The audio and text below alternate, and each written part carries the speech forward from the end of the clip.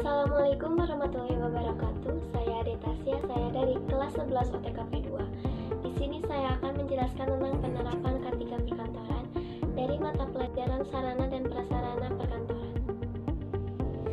Pokok bahasannya akan dibahas. Yang pertama, regulasi pemerintah dalam tata kelola perkantoran. Yang kedua, tujuan penerapan K3 di tempat kerja.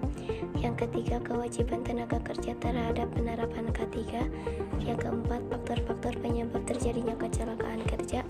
Dan yang kelima, keselamatan berbasis perilaku. Adapun pengertian dari K3. K3 merupakan singkatan dari keamanan, kesehatan, dan keselamatan kerja, yang artinya bidang yang terkait dengan kesehatan, keselamatan, dan kesejahteraan manusia yang bekerja di sebuah institusi maupun lokasi proyek. Regulasi pemerintah dalam tata kelola perkantoran.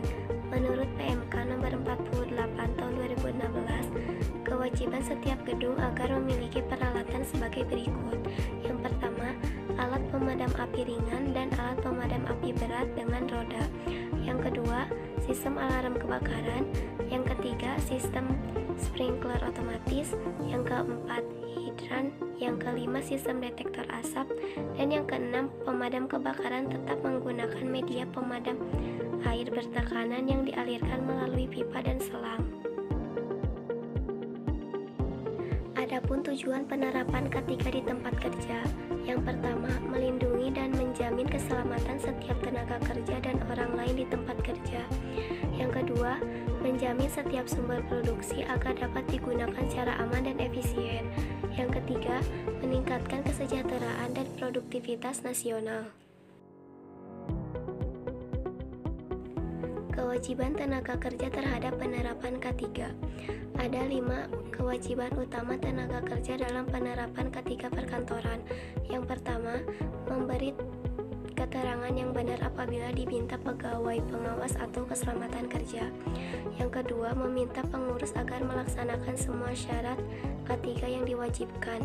Yang ketiga, memenuhi dan menaati semua syarat K3 yang diwajibkan. Yang keempat, menggunakan alat pelindung diri atau APD yang diwajibkan. Dan yang kelima, menyatakan keberatan kerja di mana syarat K3 dan APD yang diwajibkan diragukan. Adapun faktor-faktor penyebab terjadinya kecelakaan kerja. Penyebab terjadinya kecelakaan kerja yang pertama, mengambil jalan pintas. Yang kedua, percaya diri berlebihan. Yang ketiga, memulai tugas dengan instruksi yang tidak tuntas. Yang keempat, kerapian yang buruk. Yang kelima, tidak memperdulikan produser keselamatan. Yang keenam, gangguan mental dari pekerjaan. Dan yang ketujuh, gagal merencanakan pekerjaan. Dan yang terakhir ada keselamatan berbasis perilaku. Faktor penentu perilaku. Yang pertama, faktor internal, yaitu karakteristik orang yang bersangkutan yang bersifat bawaan dan berfungsi untuk mengolah rangsangan dari luar. Misalnya, tingkat pengetahuan, kecerdasan, emosi, dan jenis kelamin. Yang kedua ada faktor eksternal, meliputi lingkungan sekitar baik fisik maupun non-fisik seperti iklim, manusia, sosial, budaya, dan ekonomi.